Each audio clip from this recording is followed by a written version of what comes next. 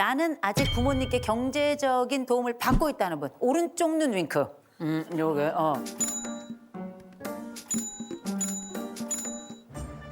꽤 많아. 오. 도움을 요청하는 거 필요한 경우도 있지만 웬만해서는 앓는 소리는 좀 덜 하시면 좋아요. 그리고 제가 여기서 보니까 우리 방청객 여러분 있죠? 아주 폭삭 늙은 사람들이에요. 응? 어린아이가 없다는 거예요. 그렇죠? 우리가 나이 들어서 성인으로 산다는 건 뭐냐면 경제적으로까지 독립을 해야 이게 진정한 독립이다라는 거 먼저 말씀을 드리는데 그럼에도 불구하고 우리는 또 다른 정서적 독립도 굉장히 중요합니다. 이걸 우리가 심리적 탯줄이다 이렇게 이야기를 하죠. 우리나라 부모 자식 관계 굉장히 집착적입니다. 촌농이 녹아서 어디서부터 어디까지가 부모고 어디서부터 어디까지가 자식인지 알 수 없는 상황이 되고 이렇다 보니까 이별만큼 어려운 게 없어요. 상담을 하다 보면 별일이 다 있잖아요. 어떤 사례가 있었냐면 아들이 너무 귀해서 아들이 4대 독자예요. 얼마나 귀해요. 4대 독자. 옛날에 4대 독자면 군대도 안 갔어요. 그런 상황에 며느리가 딱 들어왔는데 이 시어머니는 어떤 며느리를 원했냐. 목이 길고 손이 하얗고 학력이 높고 아유. 어여쁜. 어머. 어렵다. 저에게는 한 가지도 없는 응? 이런 며느리를 그 시어머니가 이제 원하셨던 거예요. 그런데 제가 만났는데 예뻐요. 그리고 나무랄 데가 없습니다. 그런데 전문대를 나왔어. 이 아들도 그렇게 대단한 대학 나오지 않았거든요. 근데 어쨌든 내 며느리는 어떻게 무식한 애야. 어머머머. 그렇게 며느리가 딱 들어왔죠. 그 뒤로 무슨 일이 벌어졌는가. 내 아들을 내 며느리가 제대로 살피는지 안 살피는지가 너무 중요하겠죠. 어머니가 아들 집을 구해주셨어요. 어머니가 구해주셨어요. 집 옆옆호 아파트에다가 집을 구해주셨어요. 그래서 뭐 하시냐면 아침에 거기 가서 식사하세요. 식사하시고 며느리가 거기서 뭐 해야 되냐. 점심 해드려야 돼. 저녁에 아들이 오잖아요. 그러면 며느리 이쪽에 따로 밥 먹고 그 아들이랑 시어머니 같이 밥을 먹어요. 이 아들이 그래도 괜찮은 아들이에요. 안 되겠는 거야. 이사를 가야 되겠는 거야. 그래서 어머니한테 이사를 간다 그랬잖아요. 그랬더니 어머니가 어떻게 했냐면 흉기를 들고 오셔가지고 나 죽이고 가라고. 나 죽이고 가라고. 너무 무서워. 그래가지고 어떻게 했는가. 몰래 이사를 갔어요. 몰래 이사를 갔는데 아니 근데 난리 날 것 같은데? 아니 찾아냈어요. 봐봐 이거 진짜 이렇게 될 것 같은데. 찾아냈어요.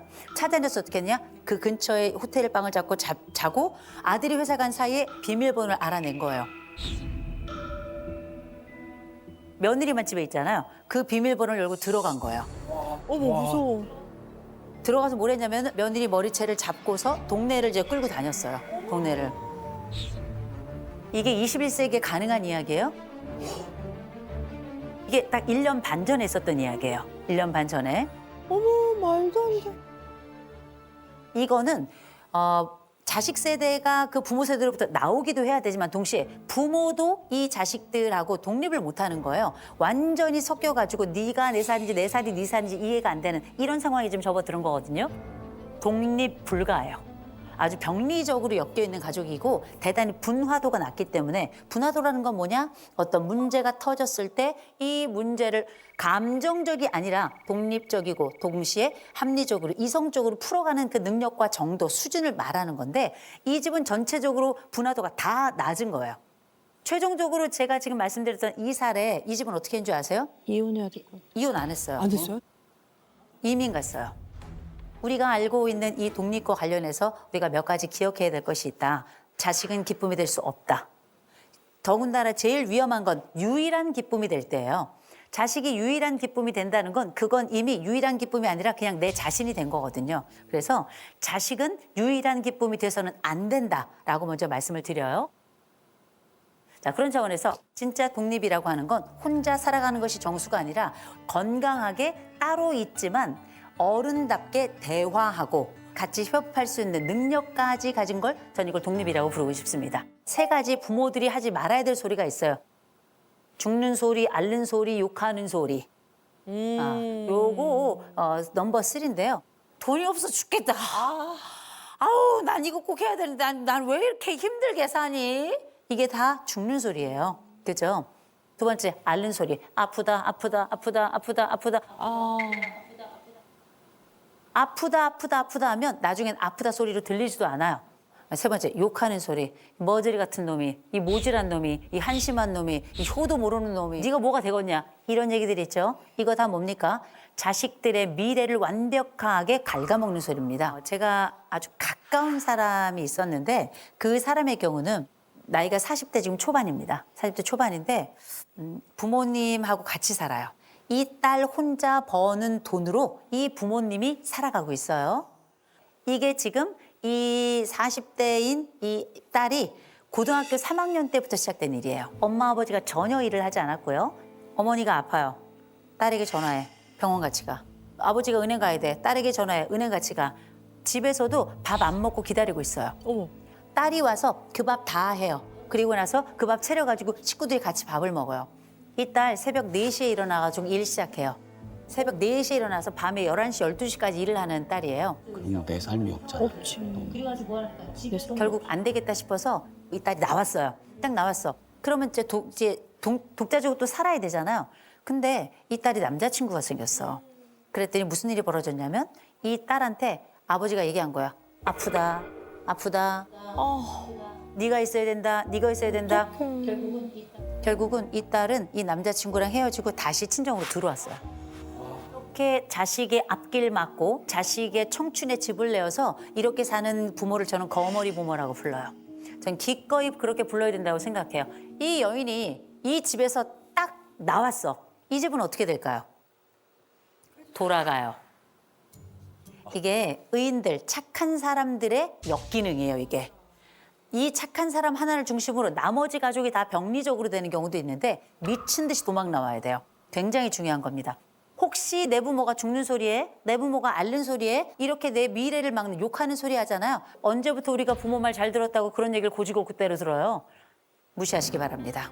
진심으로 듣지 않으시기 바랍니다. 자식들도 부모들한테 하면 안 되는 3종 세트가 있습니다. 죽는 소리, 앓는 소리, 욕 같은 소리. 죽는 소리 뭔지 아십니까? 자기 목숨을 담보로 부모 협박하는 애들 많아요. 응? 그건 진짜 최악이다. 죽어버릴 거야. 나 이거 안 해주면 죽어버릴 거야. 나 창문에서 뛰어내릴 거야. 정말 최악인 겁니다. 그럼 어떻게? 부모들이 쩔쩔매겠죠. 죽지만 마라. 죽지만 마라. 살아만 있어라. 그게 사람입니까? 들어주고 죽지도 못하면서. 그리고 부모들은 정말 기억하셔야 됩니다. 이건 반드시 습관돼요. 반드시 습관이 됩니다. 병을 만들어서 주변 사람들을 움직이는 사람들도 있어요. 이 병을 하나의 도구로 쓰는 사람들이 있어요. 근데 매번 죽겠다고 얘기하는 아이는 반드시 병인 겁니다. 그래서 어떻게 병원에 데려가셔야 돼요. 그건 되게 중요한 거예요. 두 번째, 앓는 소리가 있습니다. 이 앓는 소리 다른 거 아니에요. 없어, 조금만 도와줘. 세 번째, 욕 같은 소리 있어요. 뭐 해줬는데? 엄마 아버지가 나한테 그때 상처를 줘서 내 인생이 이렇게 된 거 아니야. 그러려면 왜 낳았어요? 이런 얘기 하시죠? 니네 같이 말할 줄 알았으면 안 낳았어. 응? 인간은 다 똑같습니다. 가까운 것에 대해서 가장 큰 기대를 가지고 있고 때로는 그 부모들이 여러분의 기대를 꺾었던 순간, 상처를 주었던 순간이 있겠지만 나라는 사람이 만들어가는 세계는 부모가 준 세계로만 구축되는 게 아니라는 걸 기억하시고 스스로 성인으로 내 삶을 독립적으로 살아가는 데는 때로는 견디고 그리고 입을 막아야 되는 순간도 있다는 거 좀 말씀을 드립니다. 맞아. 자, 그러면 우리가 부모들 사이에 또 부모와 자녀 사이에 어떤 이야기를 좀 주고받으면 좋을까? 우리 부모님들은 아이들에게 꼭 얘기해 주셨으면 좋겠어요. 정우성이라고. 정우성 오빠. 이 정우성은 뭐냐? 제일 첫 번째, 정말 멋있다. 정말 멋있다. 너 정말 멋있다. 두 번째, 우리 아들, 우리 딸 최고. 우리 아들, 우리 딸 최고. 이건 다른 데 가서 다른 사람이 보란 듯이 자랑하시라는 거예요. 애들이 들을 때. 우리 딸이 최고야. 우리 아들이 최고야. 세 번째, 성인이 되었구나. 어른이 되었구나. 인정해 주는 거. 성인이 됐다는 얘기는 나도 너와 함께 어깨를 나란히 하면서 얘기를 나눌 수 있는 상대로 내가 너를 선택하고 너도 나를 선택할 수 있다는 거잖아요. 이건 그야말로 성인의 대화가 시작되는 겁니다. 정우성 꼭 기억하시기 바랍니다. 우리 자녀 세대들도 부모에게 또 꼭 했으면 좋겠는 얘기 있잖아요. 저는 손담비를 권합니다. 우리 자녀들 부모님 손잡아 주세요. 손잡.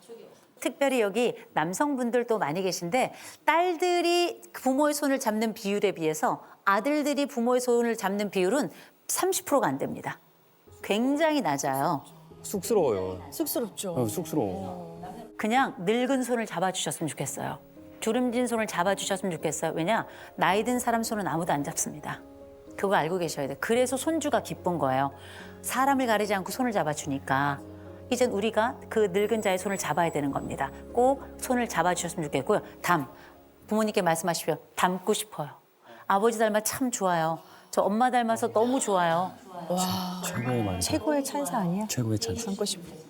그분의 삶을, 인품을 담고 싶은 거죠. 그 얘기는 뭐냐? 존경합니다. 그 이상입니다. 그다음에 B는 뭘까요? 비난보다 환대예요. 웰컴. 아버지, 어머니, 웰컴, 환대. 오실 때마다 좋아요. 환대해 주셨으면 좋겠어요. 늙으면 오라는 데도 없어요. 갈 곳도 없습니다. 서러울 것 같아. 외로워지잖아. 생각해보면 어떤 형태의 자식이건 부모 마음에 흡족한 자식은 많지 않을 거예요. 마음대로 되지 않는 겁니다. 자식 마음대로 안 돼. 부모 마음대로 안 돼요. 내가 태어나봤더니 개떡 같아. 제일 중요한 거, 내가 내 마음대로 안 돼. 기억해야 될 건 독립이라고 하는 건 제일 먼저 자기 자신을 먼저 좀 살펴볼 필요가 있습니다. 이게 사실은 건강한 독립의 핵심이거든요. 진짜 독립이라고 하는 건 건강하게 자기 삶을 유지하면서 자기 삶을 살아가는 게 굉장히 중요한 겁니다. 내 인생을 내 발로 걸어서 잘 살았던 못 살았던 열심히 최선을 다해 살아가잖아요. 그 사람은 이미 독립체라고 저는 생각합니다. 열심히 살아가야 되겠다는 말 자체가 이미 머릿속에 독립의 세계가 구축이 된 거거든요. 꼭 기억하시기 바랍니다. 네.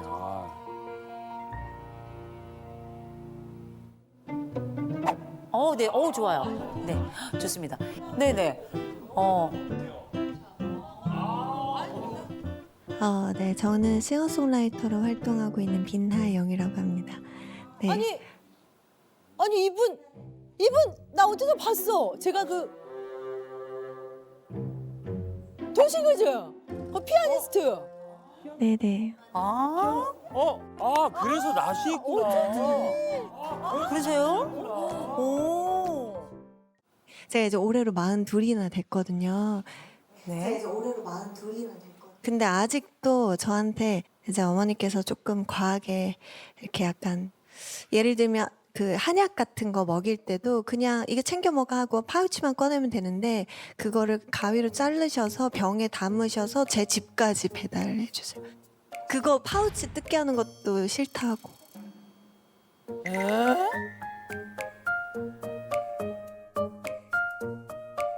그래서 저는 엄마 그냥 싱싱한 파우치를 주면 되는데, 그러니까 도시락을 저한테 항상 주시거든요. 밥 못 챙겨 먹니 하면서 제가 외부에 약속이 있을 땐 가끔 와서 깜짝 놀래요. 집에 도시락이 도착해 있어요. 부모님이 주신. 네. 어머니께서 지금 독립은 하셨어요? 독립은 했습니다. 네. 내가 봤을 땐 잠시 그냥 떨어져만 있는 건데 네. 독립은 아닌 것 같아 이거. 그런데 그 어머니하고 집 거리는 얼마나 돼요? 한 25분 정도. 걸어서요? 네. 그러시구나. 아니, 버스로. 아, 네. 버스로. 그럼 꽤 거리가 되네요. 네, 일부러 네. 멀리 왔어요. 사실 근처에 제가 자취를 했더니 네네. 세 끼를 다 어머. 주시는 거예요. 아. 그래서 제가 엄마 제발 나중엔 도시락 진짜 한 번만 더 갖다 주면 저는 호적을 판다 제가 이랬어요. 네네. 왜냐면 저희 어머니께서 척추랑 이제 목이랑 다 그 디스크 수술을 하셔가지고 몸이 정상은 아니시거든요. 근데도 일하시고 계셔서 힘드신데 버스 타고 걸어서 그걸 들고요? 네, 그걸 가지고 오시니까 저는 너무 자녀로서 별로 제가 어머니한테 늘 그래요. 어머니의 마음이 나쁜 게 아니라 엄마가 그렇게 가져오면 내가 속상해. 이렇게 말씀을 드리는데 어머니께서 이제 약간 먹이는 게 자신의 사랑이 이렇게 들어간다고 생각하시나 봐요. 아. 그러면 엄마가 나를 살피고 조금 과하다 싶다 느꼈던 그 첫 번째 지점은 어떤 때였을까요? 그 연애를 하거나 그러면 남자친구 번호를 적고 나갔어야 돼요.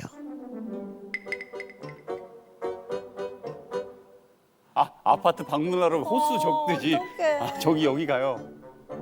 그 전화번호를 적고 나가야 이제 아니면 어머니께서 보셨던 남자친구면 그분의 이미 번호는 다 아십니다. 그래서 아니 그리고 네. 뭐 남자친구랑 데이트하면 뭐 통금 시간 이런 건 뭐 그냥 무조건 있겠지. 그 남자들 엄청 피곤하게 생각하는데 야, 그런 몇 거. 시에 통급 시간이에요? 한 7시쯤부터 일단 전화가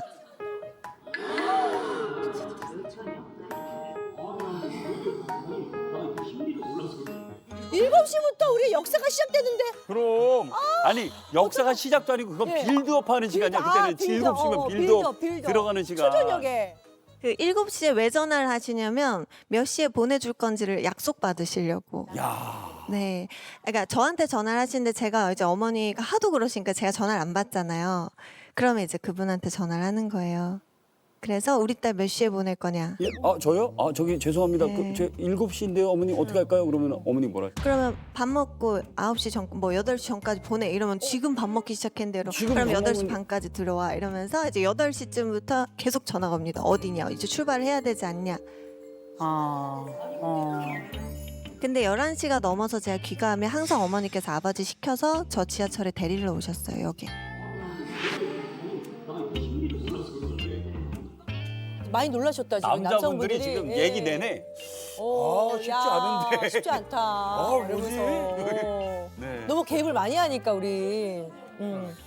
아니 근데 이렇게 또 부모님의 사랑을 너무 받으면 사회생활할 때 조금 불편한 부분도 있을 것 같은데 어떠셨어요? 제가 알바를 한번 해보고 싶어서 어릴 때 카페 알바를 하고 싶어서 혹시 민들레 영토라고 옛날에 좀 예쁜 옷을 입고 그게 너무 해보고 싶었어요. 그래서 그거를 신청을 해봤는데 제가 면접을 보고 왔다고 어머니한테 말씀드리면 어머니가 그런 걸 왜 하냐고 내가 너 곱게 너 돈 부족하면 돈 더 주겠다고. 근데 엄마 난 그게 아니라 내가 경험해보고 싶어. 그리고 거기는 좀 옷도 예쁘게 입고 친절한 것도 배울 수 있고 한다 이랬는데 어머니께서 제가 떨어졌다는 걸 아시고는 네. 거기 연락해서 어머, 내 딸이 왜 떨어졌냐고. 알바 떨어졌다고 전화했어요? 네. 진짜로?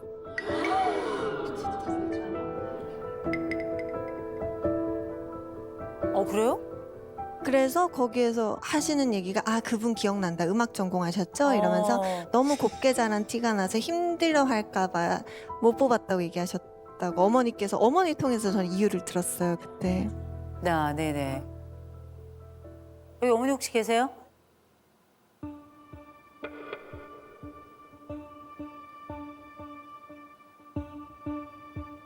원래 오시게 하시려고 그랬는데 어머니께서 나는 너랑 문제가 없어 이러시면서 저만 이렇게 답답한 거예요. 어머니는 문제가 없다고 얘기를 안 하시더라고요. 오셨어 그래서? 네, 안 오셨어요. 그래서 저만.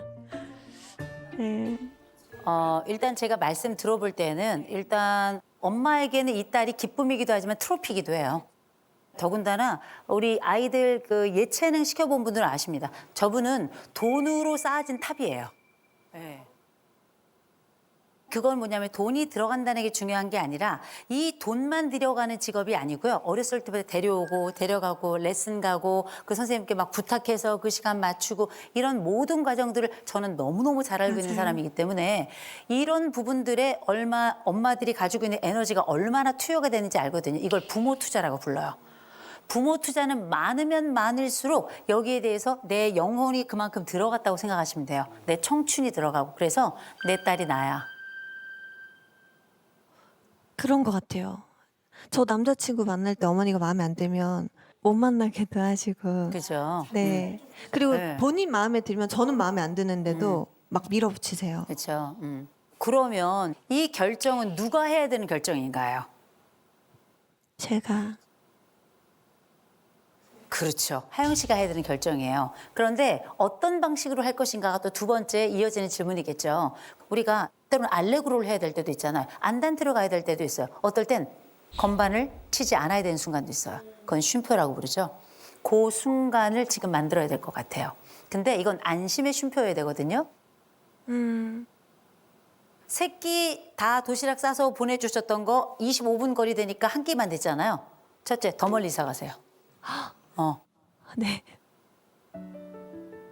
괜찮아요. 이건 어머니가 미워서가 아니라 이건 어머니도 독립해야 될 주제고 딸도 독립해야 될 주제가 맞고요. 그러니까 함께 독립해야 돼. 그래요. 그럼, 어머니도 독립을 못해. 그럼 엄마 좀 못하셨어. 그렇게 둘 간의 인생을 독립적으로 따로따로 걱정 없이 살아가는, 그러나 이 심정적인 협업은 함께하는 이런 관계를 좀 가면 어떨까 그런 생각을 해봅니다.